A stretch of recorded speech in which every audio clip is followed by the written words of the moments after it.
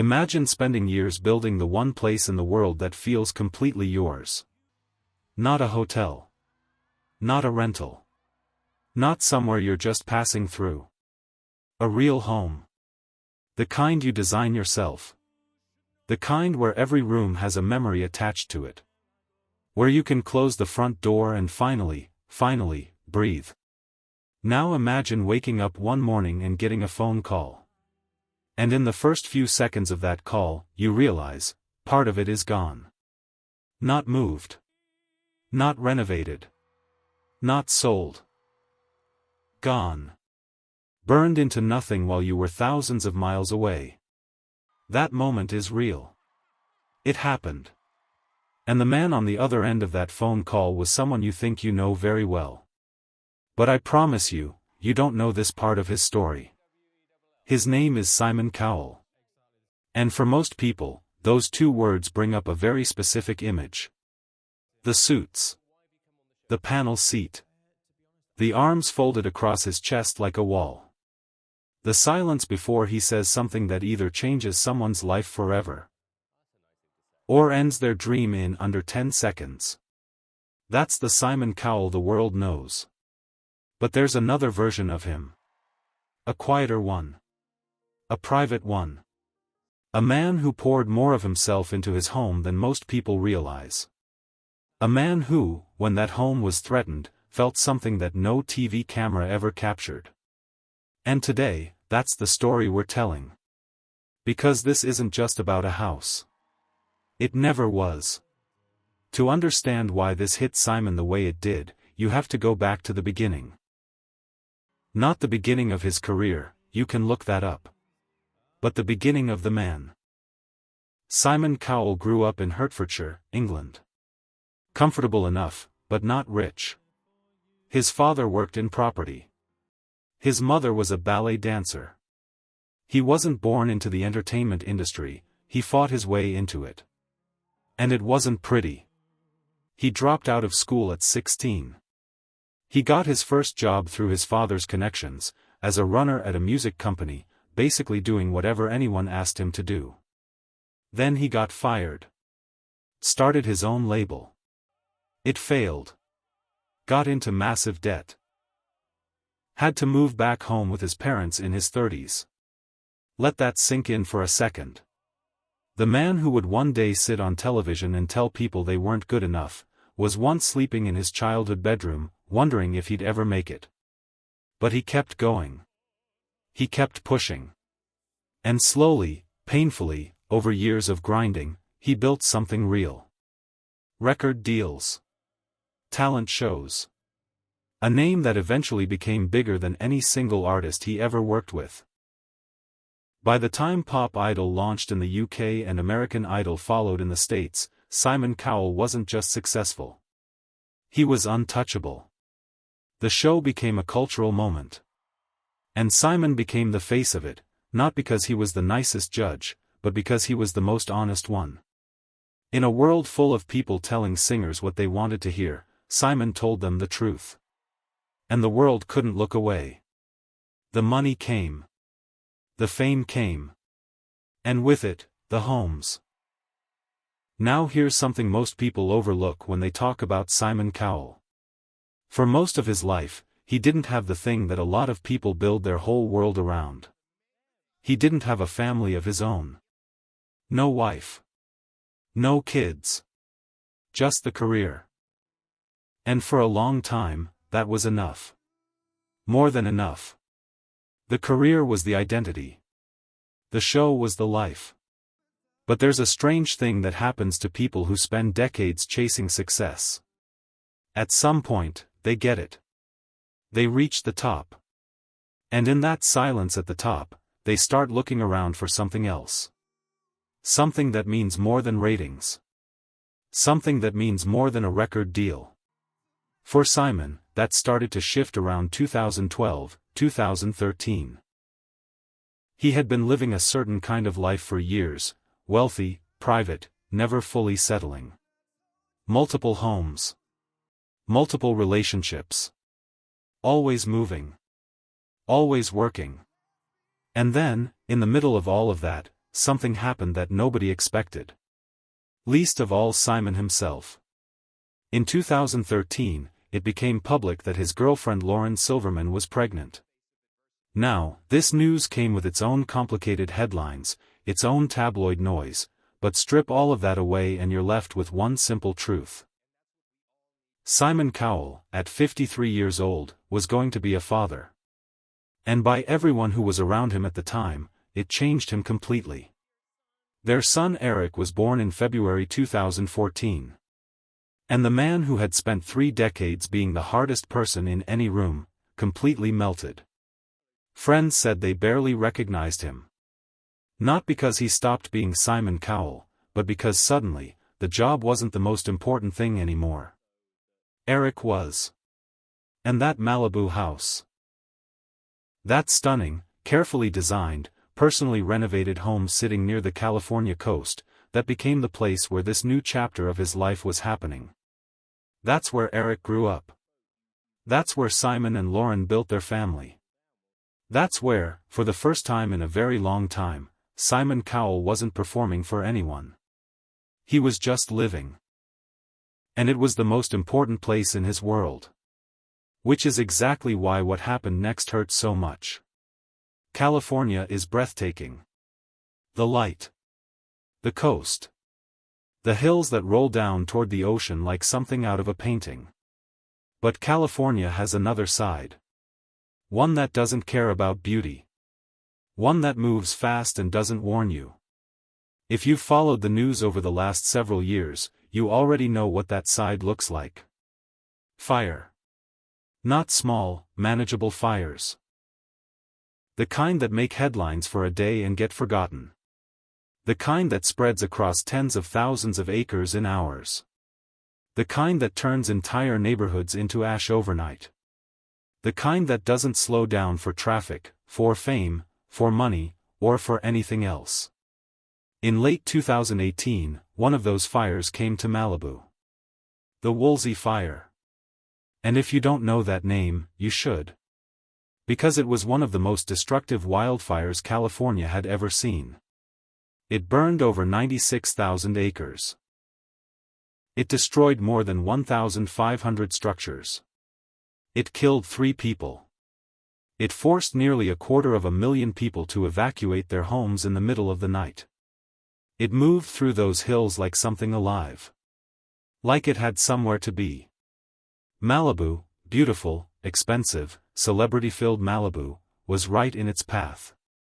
And the fire did not make exceptions.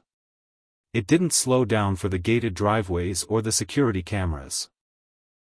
It didn't stop at the property lines of the people who had paid the most to live there. It just burned. Now, Simon Cowell was not in Malibu when this happened.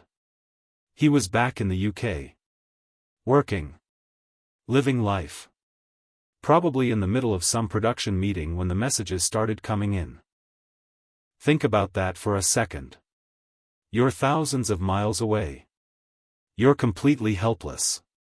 You can't get there in time. You can't do anything. You can just wait, and watch the news, and hope that the place you love most in the world is still standing. And as the smoke rose over those Malibu hills, and as the evacuation orders spread through the neighborhood, Simon Cowell was doing exactly that. Waiting. And what he found out broke something in him. The damage to his property was real. Significant. Part of the home, a space he had personally designed, personally filled with memories, personally turned into the center of his family's life, had been hit. Not completely leveled. But damaged in a way that wasn't a quick fix. And here's the thing about a man like Simon Cowell. He is used to being the most powerful person in the room. He is used to outcomes going the way he decides. His entire television career was built on the idea that he holds the final word. That his judgment is the one that counts. But a wildfire doesn't care about any of that. There is no panel. There is no buzzer. There is no cutting remark that makes the flames slow down. You can't judge your way out of a natural disaster. And so Simon, who had never been powerless, not really, not in decades, had to just absorb it. People who knew him during this time said he was gutted. Not gutted in the way celebrities sometimes perform emotion for a camera. Actually gutted. Privately devastated. And if you think about what that house represented, not just as a property, but as the physical place where the most important chapter of his life was happening, then it makes complete sense. It wasn't the money. He had money. It was the irreplaceable things. The rooms Eric had grown up in. The spaces that held specific moments. The physical walls that had held his family together while he was figuring out who he actually was underneath all the fame.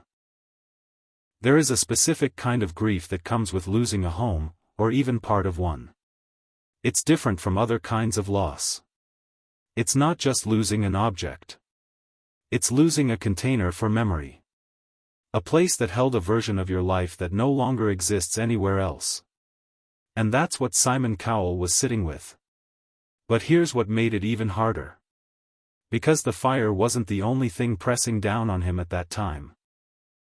Around the same period, Simon's public image was going through something strange. Fans had started noticing changes in how he looked. Tabloids were running headlines. People were commenting on every interview, every photo, every public appearance with theories and criticism. Now this sounds minor, except that Simon Cowell had spent over 20 years being the person who evaluated others. He was the judge. He was the one with the power to say, not good enough. And now he was on the other side of that. Every time he stepped in front of a camera, people were assessing him. Commenting. Criticizing. Saying things about him that he would have said about someone else without a second thought. There is a deep irony in that. And whether he felt it consciously or not, he was living it.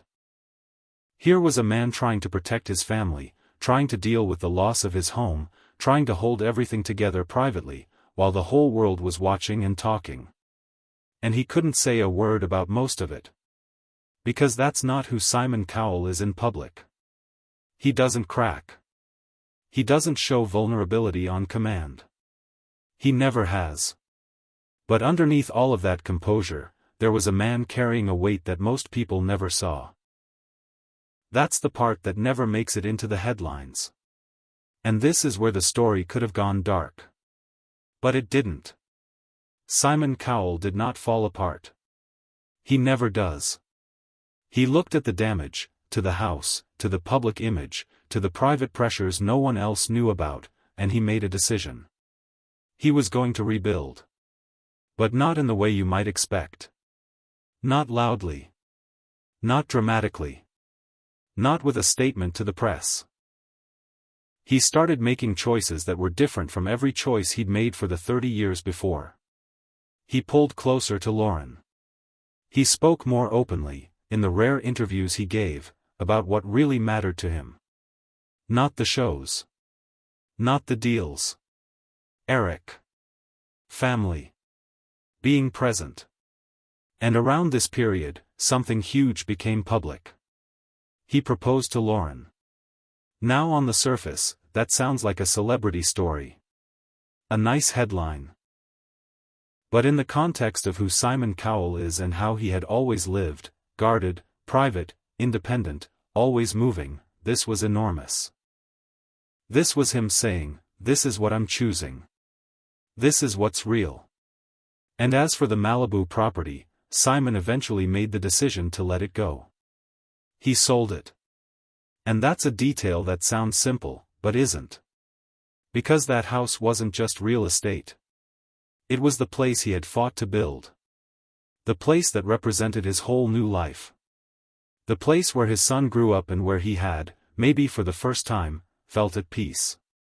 Letting it go was a choice. A deliberate one. Because sometimes, and this is the part most people never learn, the most powerful thing you can do after losing something isn't to rebuild the exact same thing in the exact same place. Sometimes the most powerful thing you can do is ask yourself, do I even want this back? Or do I want something different? Something better? Simon chose something different. And in a life that had always been about accumulation, more shows, more money, more power. The act of letting go was the most significant thing he ever did. But the story wasn't finished yet. Because one more thing was coming. And this time, it was going to be even more personal. August 2020. Simon Cowell is riding an electric bike near his home in Malibu. It's a normal morning. Quiet. The kind of day where nothing feels like it could go wrong. And then it does. He falls. And when he lands, he breaks his back. Not a hairline fracture. Not a minor injury that gets better in a few weeks. Multiple breaks. Emergency surgery. Hours in the operating room. Months of recovery ahead of him. The man who had never slowed down, not for anything, was suddenly flat on his back in a hospital bed, staring at a ceiling, wondering if his body would ever work the same way again. Think about what that does to a person like Simon Cowell. This is someone who built his entire identity on being sharp, decisive, in control. Who walked into rooms and owned them. Who had never let anyone see him uncertain. And now he was completely dependent on other people.